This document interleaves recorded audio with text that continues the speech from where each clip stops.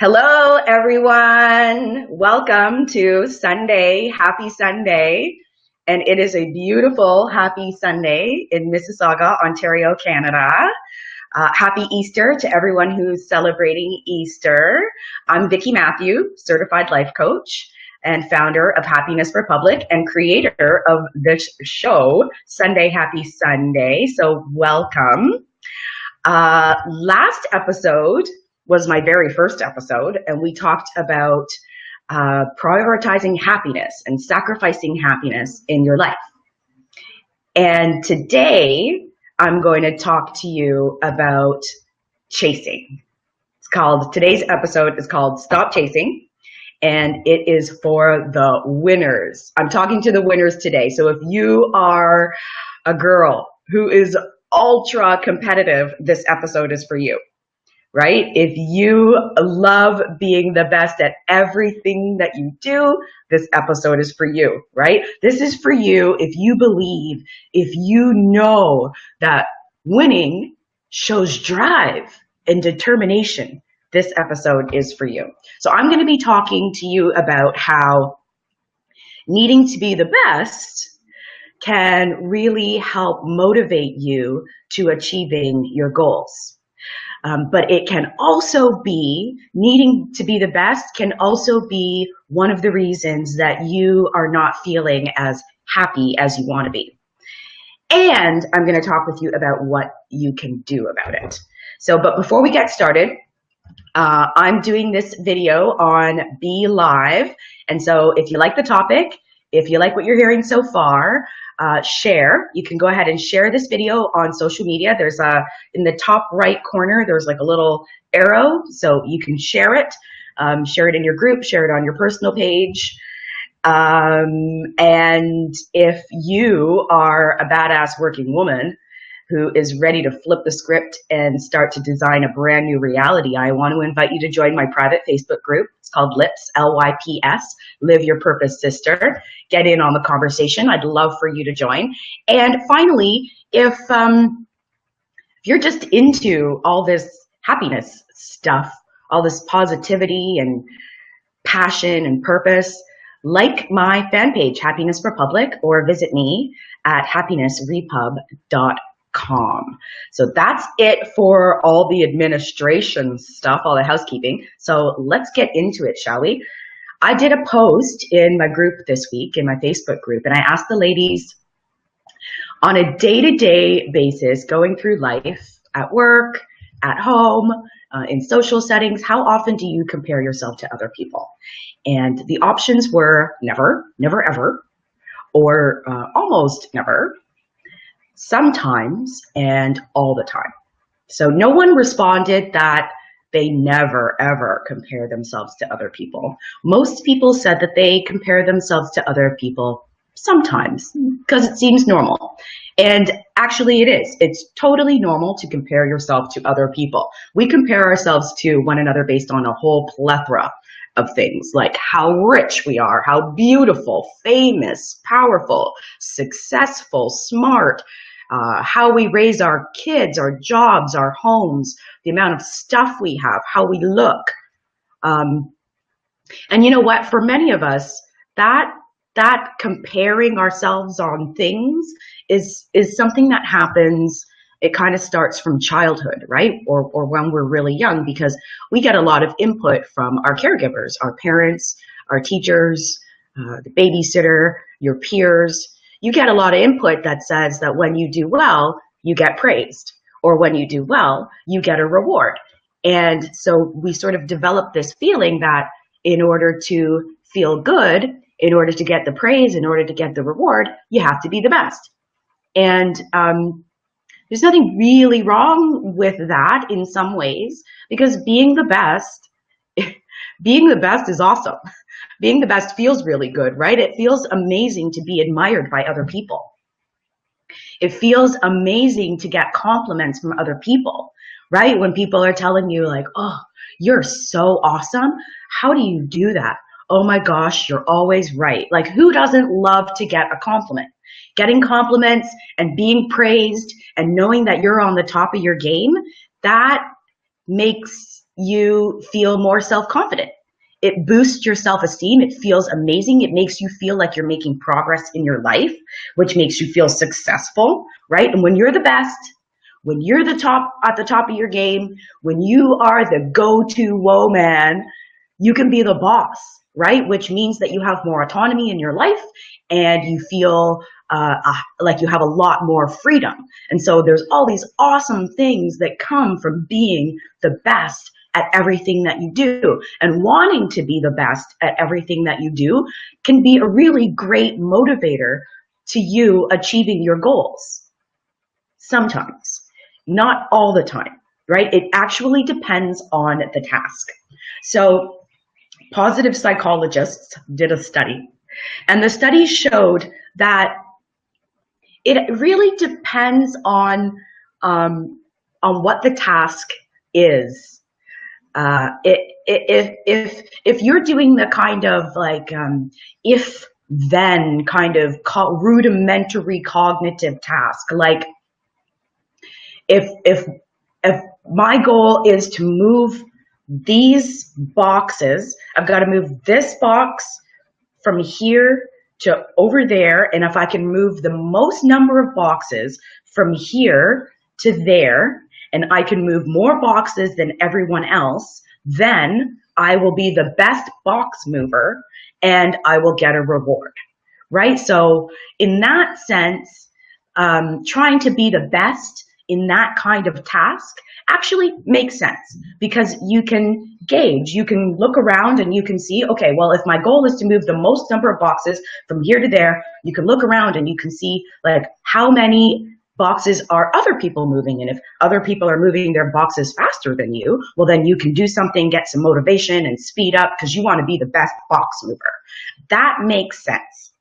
Where it stops making sense, everyone, is and where it actually starts to get a little bit dangerous is when you're comparing yourself to other people based on more cognitive advanced tasks, more cognitive advanced thinking. Let's say, for example, you're starting a business. Naturally, you're going to want to compare yourself to other people who are also starting a business. The thing is about starting a business, that is not a basic cognitive task, right? There's a lot involved with starting a business. Like it requires a lot of skill, a lot of determination, drive. You need some experience. You're gonna want to have the right mindset, the right attitude. The thing is about that, when you try and compare yourself to somebody else, you don't know all of those things. You don't know their mindset. You don't know their skill set. And so what you end up doing is you end up comparing yourself based on the things that you can see. And that's where the problem comes. Because number one, when you're comparing yourself, you probably should be comparing yourself based on skill or something that is real. But instead, you're comparing yourself based on the things that you can see. So that ends up making you a little bit materialistic. Actually, it could make you a lot materialistic. Think about it. Like if you're comparing yourself based on the things that you can see, well, what kinds of things can you see, right? You can see the way they're dressed. You can see the kind of house they have, what kind of car they have. You look at their jewelry. You look at how groomed they are. And then you start to make judgments on how successful you are based on how successful they seem, which can send you on a downward spiral, because when it's based on materialism, you end up buying things and getting things and feeling like you need things that you don't actually need in order to feel better than somebody else. So materialism is number one. And one of the worst things about materialism is that when you start to buy things that you don't actually need or want, that thing that you buy, it might make you feel good for a second, or it might make you feel good for a short period of time, but after a while you end up getting used to it, and then you don't even feel good anymore. So the goal was to feel good and feel more powerful and feel better, but in the end, you don't. The second reason that trying to be better than somebody else based on what you can see is not that great is because it can lead to jealousy, right? Think about it. If you walk into a room and you're the best, you're always the best and you always look the best and you always are the best. Like that feels amazing. We already know that. The thing is, you can't always, there's always going to be somebody out there who's better than you. So when you walk into that room and you are the best and people are complimenting you and you're telling you how amazing you are, that's awesome. It becomes not so awesome when someone else walks into the room and they're better than you. Then you get depressed. It's called jealousy. And jealousy doesn't serve anyone ever. Okay? And so the thing is, when we behave in these ways, when you behave in a materialistic way, when you behave in a jealous way, when you're focusing all your energy on collecting things that you don't actually need, you're wasting your brain power. That's the problem. You're wasting your brain power on doing things that you don't actually want to do, instead of spending your brain power doing things that you do want to do and improving your performance. So you might be saying to yourself now, Vicki, okay, like what do I do? What do I do now? I love being competitive. Like I love striving to be better. I love feeling amazing. I love feeling amazing when I win. I love being the winner. I don't want to stop. Okay, relax. You don't have to stop, right? You can still strive to be the best, right? You can still be competitive, but I'm just suggesting that you switch it up just a little bit, right? Instead of trying to be better than other people, and this is something that we talked about last time in the first episode, instead of trying to be better than other people and getting your self-confidence from other people and looking for approval from other people, try being better than you were last time. And let me stop just for a second, because I want to be clear. When I say try being better than you were last time, I'm not saying just do your best. Because if you're a really competitive person, saying just do your best really isn't going to be enough. You need more motivation than that. You really do want to be the best. You really do want to compete. I'm just suggesting you switch it, just do a little bit of a little tweaky tweak. And instead of competing against other people, compete against yourself. Okay? So I'm urging you to strive toward mastery. And I don't know if you guys know the author, Malcolm Gladwell. He, according to Malcolm Gladwell, it takes 10,000 hours to master something. And so that means that if you worked for 1 hour a day, it would take you 10,000 days to master something, which works out to be about 27 years, if you only worked 1 hour a day. But if you worked 3 hours a day towards something, then it would take you 9 years to become a master. And that actually sounds way more manageable. So becoming a master of something greatly increases your chances of success. And so if you're that really competitive person, becoming really great at something is the best way for you to focus your energy compared with just comparing yourself to other people. So if you love being competitive, and you feel great when you're the best at stuff, and you want to increase instead of decrease your happiness, like how do you figure out what to master? And the answer is you find flow. I'm not talking about going and looking for a girl named Florence. Flow, F-L-O-W. It's an actual state, and it happens when you focus on doing something that is really meaningful to you, something that you feel passionate about. So you'll know that you're in a state of flow when you are so completely focused on doing something that you just lose track of time. That's when you know that you're in a state of flow. It's like when people say, if you ever hear athletes say that they're in a zone, that's the zone, that's flow. And flow happens when you're doing something that is a little bit more difficult than what you're used to, but it's not so far beyond your skill level that you can't make any progress. It's like a scale. On the scale is like down over here is like really, really crazy easy. And then over here is super duper hard. You want to find some comfort level in here for yourself, right? So if you want to find flow, you want to become like the best tennis player that you know, you could try and go play tennis with your 4-year-old niece, but that is actually, you're not going to find yourself in a state of flow if you try and play tennis with your 4-year-old niece, because that's a little bit too easy. But then at the same time, you're not going to go and set up a match with Serena Williams, because she is just way better than you, and you're not going to be able to find yourself in a state of flow because it's just too hard. So what you want to do is you want to look for someone who is like kind of the same tennis level as you, maybe a little bit better than you, so that you can strive to be better than you were last time. Don't want to make it too easy. You don't want to make it too hard. Somewhere where you can make some improvement and make some progress in this thing that you're trying to master. And so when you're in a state of flow, you feel happier, right? And when you're showing other people that you're in a state of flow, that makes you more likable to them. And being in a state of flow is how you get to mastery. And so the question is, where can you find flow? And that's where you go and find something that you truly feel passionate about, and find that thing and incorporate it into your life right now. And so some of you might be saying to yourself, but I'm not sure what I'm passionate about. And so that's where I want to ask you to think back.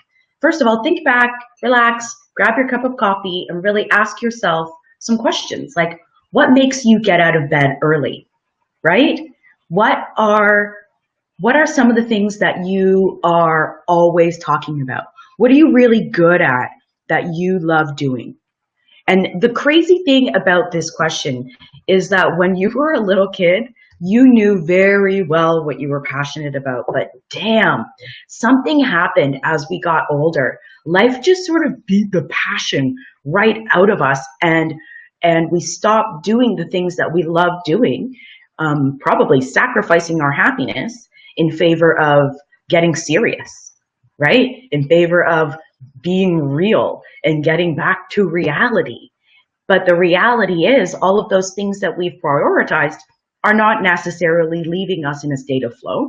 They're not helping us master, and they're not making us happy, or they're certainly not making you happier. So find that thing. I know that it can be difficult to find out, to really zone in on what your passion is, because you might have a lot of interests, but just because it's an interest doesn't mean it's a passion, doesn't mean that it's a purpose. And so I've actually done something for you. I've created a workbook, and the workbook consists of 24 questions that I asked myself to help me find my passion, which is speaking publicly and talking about the things that I've learned. And so it took me a little while to go through all of the questions, but I found that it was really meaningful, and I was able to land in this place where I feel fantastic. And so that's why I've made you the workbook, so that you can go through it. The workbook is really fantastic because it asks you a lot of questions that you may not have asked yourself at all, or you may not have asked yourself recently. And these questions could really help lead you to discovering what your passion is, and that might help lead you to discovering what your purpose is in life. And so you can download the workbook. I'm going to post it as soon as I'm finished this video. I'm going to post it on my fan page, Happiness Republic, and I'm going to post it in my private Facebook group, LYPS, L-Y-P-S, Live Your Purpose Sister. And so you can download it from there. And I guess if you want, you can send me an email to Vicky@happinessrepub.com, and I'll get you a copy. Just let me know that you want a copy of the workbook, and I'll send it out. The workbook is really good because it asks a lot of questions that you may not have thought before, questions that could really help you discover your purpose and your passion and help you find your flow. And so let's do a recap, okay? We talked about the fact that we compare ourselves to other people because we want to be the best at something, right? And being the best at something feels really good. It motivates us. It increases our self-confidence. It boosts our self-esteem. But it also has the potential for negative side effects, right? Always comparing yourself to other people and needing to be the best at everything can really lead to jealousy and materialism and unhappiness. And when you get like that, you're less likable. That's the truth. So you can be competitive. You can be really, really, really great at what you do. As a matter of fact, you can increase your happiness and your chances of success by finding flow. Okay, so make it your goal to progress toward mastery by working at something that you really enjoy and trying to be better than you were before at that thing that you really enjoy. Okay. And so that's it for today, guys. If you liked this episode, bit of a shorter episode than normal, but if you like this episode, share it. Share it on social media. Use that little forward thing on the top of the video. Share it in your Facebook group. Share it in your private group. Share it on your page. If you are a badass working woman and you are ready to flip the script on your life so that you can start to design a brand new reality, join my private Facebook group. I'd love to have you. It's called LYPS, L-Y-P-S, Live Your Purpose, Sister. Get in on the conversation. We've got theme days every day. And if you are just into this happiness stuff, like my fan page, Happiness Republic, or visit my website, happinessrepub.com. And so that is it for today, guys. I will see you next time. Enjoy the beautiful weather. Hoping you have beautiful weather where you are. And I'll see you next time. Bye.